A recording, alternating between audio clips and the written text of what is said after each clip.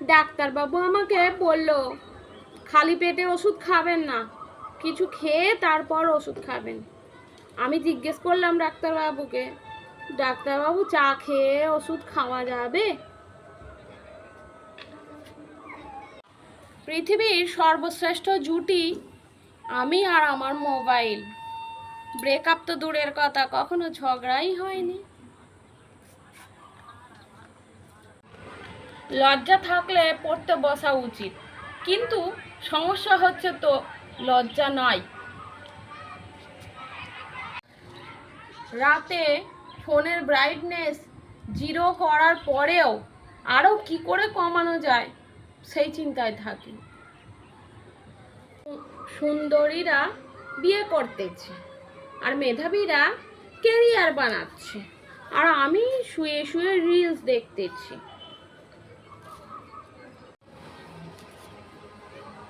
Deer পড়াশোনা, please break up with me.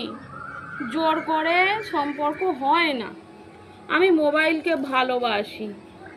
তোমার জন্য আমার পরিবার ওকে মেনে নেয় না।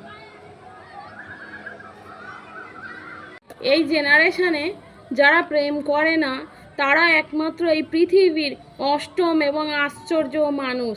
এদেরকে জাদুঘরে রাখা উচিত।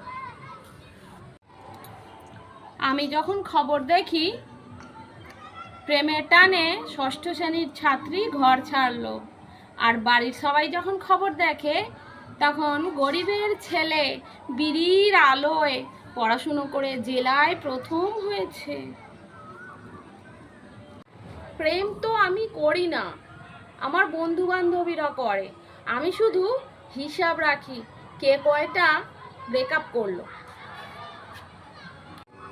যারা প্রেমের সাগরে ডুবে আছো তাদেরকে বলছি, উঠে আসার সময় আমার জন্য ইলিশ মাছ এনো।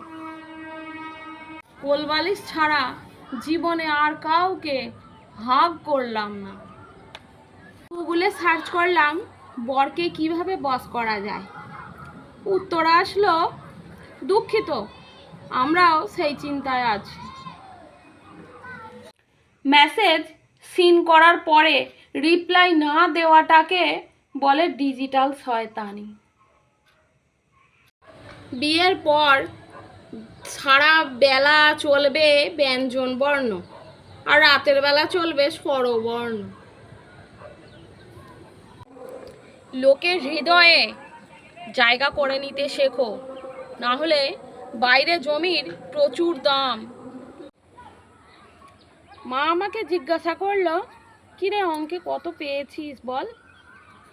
আমি বললাম শুধু 1-এর জন্য 100 পাইনি। তো মা শুনে বলল, তাই নাকি, তাহলে 99 পেয়েছিস? আমি বললাম না, শুধু 2টো শূন্য পেয়েছি।